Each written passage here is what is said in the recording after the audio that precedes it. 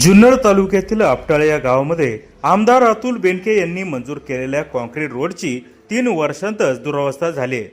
कोट्यवधी रुपये खर्च करून केलेल्या या रस्त्याची खडी वर आलेली असून जागोजागी खड्डे पडले आहेत। मोठ्या प्रमाणावर या रस्त्याची झीज होत आहे।